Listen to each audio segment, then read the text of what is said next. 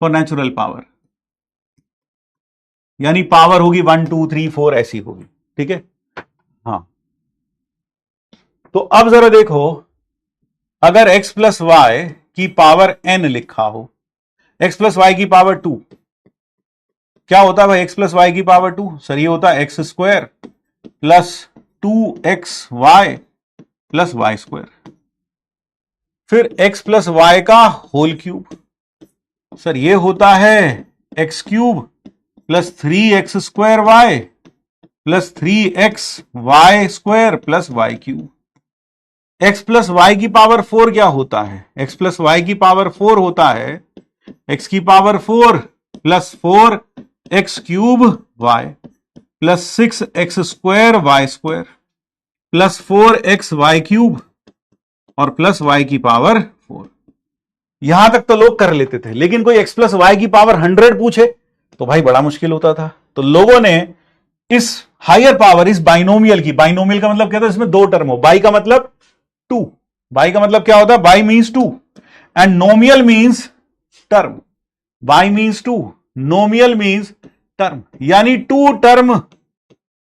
To term वाले expression की कुछ पावर निकालने के लिए जिस चीज का इजाद किया न्यूटन ने, उसी का नाम बाइनोमियल थ्योरम है।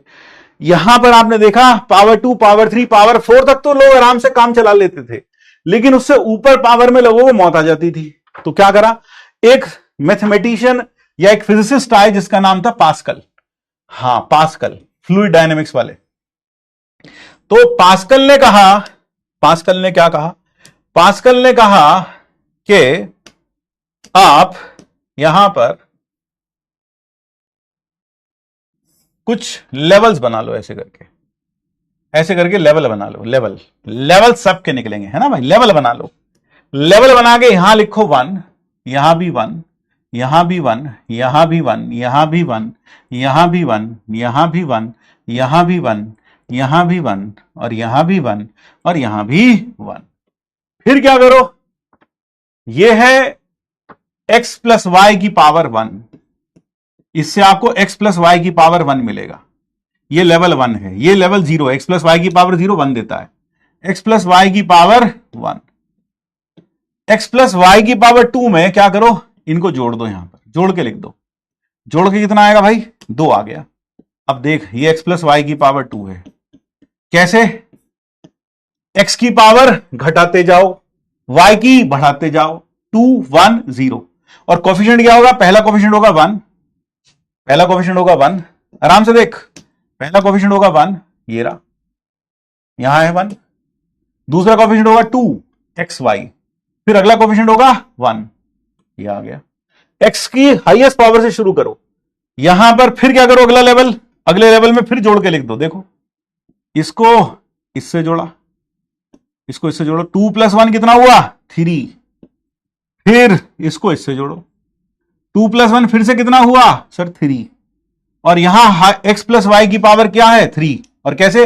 x क्यूब का कोफिशिएंट 1 है, x की पावर 3 का कोफिशिएंट 1 है, फिर x की घटाई 2 और y की बढ़ाई 1 और कोफिशिएंट आया 3, फिर x की पावर 1, y की पावर 2 और कोफिशिएंट आया 3 और फिर 1। यह कहलाता है पास्कल ट्राइंगल, यह कहलाता है पास्कल ट्राइंगल। हां, यह कहलाता है Pascal triangle, this is called as Pascal triangle. अब जरा इनको जोड़ के देखो, देखो ये क्या आ गया? x प्लस वाई, ये कितना आया? 4, ये कितना आया? 6, ये आया 6, ये कितना आया? ये आया 4, ये आया 4, और अब देख लो, x की पावर 4 हाईएस्ट पावर से स्टार्ट करेंगे, x की पावर 4, फिर x क्यूब y और कोफिशिएंट 4, फिर x square y square coefficient 6, फिर coefficient of x y cube coefficient 4 और फिर लास्ट में कोफिशिएंट 1। बात समझ में आई? बात समझ में आई?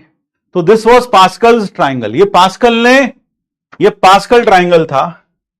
अब मान लो कोई तुमसे पूछे x प्लस वाई की पावर 5, अब देखो तुम क्या आएगा x प्लस वाई की पावर 5। सर यहां आएगा 5, यहां आ जाएगा 10, यहां 10, यहां आ जाएगा फिर से 10, फिर 4 और 1 को जोड़ेंगे, यहां आ जाएगा 5 और फिर 1।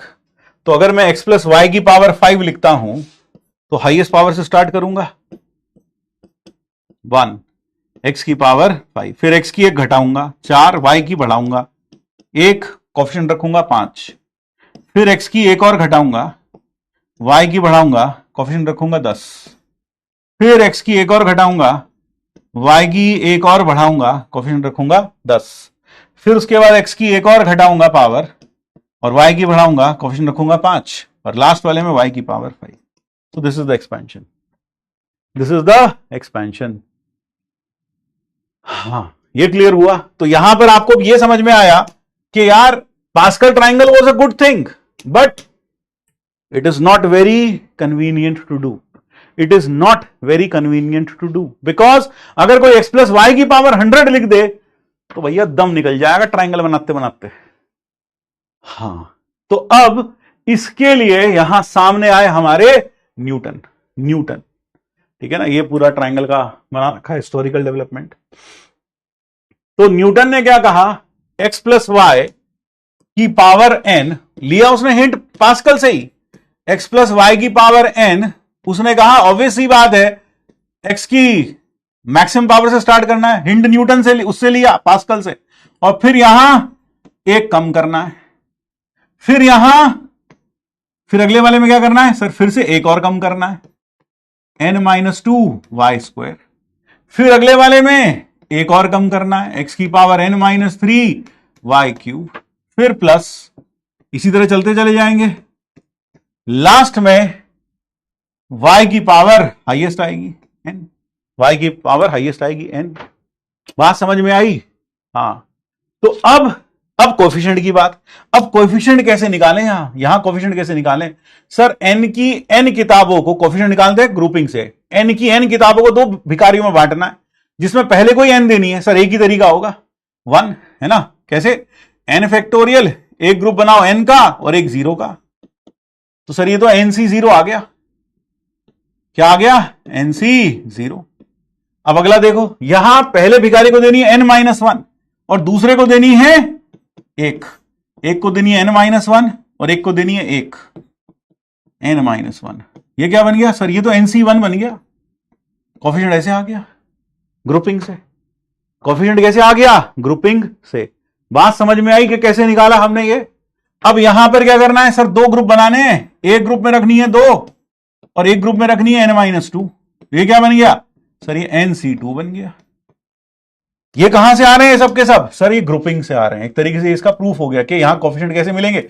अब तुझे समझ में आ गया कि हां अच्छा इस तरह से आता है, इस तरह से आता है। अभी तक तो रट्टा मारा था, फॉर्मूला रट लिया था हमने, लेकिन आज समझ में आ रहा है कि कैसे आया ये है।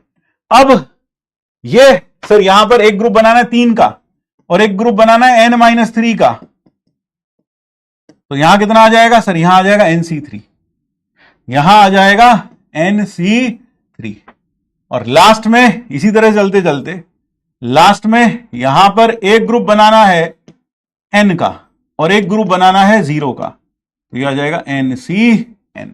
ये बन गया बाइनोमियल थ्योरम, ये आ गया बाइनोमियल थ्योरम। और ये सारे के सारे कोफिशिएंट कैसे लिखे हमने, ग्रुपिंग से लिखे, ग्रुपिंग से लिखे। बात क्लियर हो गई भाई, बात क्लियर हो गई? हां, बात समझ में आ गई। तो यहां से अगर मैं इसमें नंबर ऑफ टर्म्स पूछूं, नंबर ऑफ टर्म्स बताओ भाई, नंबर ऑफ टर्म्स कितनी होंगी, number of terms in x plus y की पावर n कितनी होंगी, एक्सपेंशन, इसमें कितनी टर्म्स होंगी,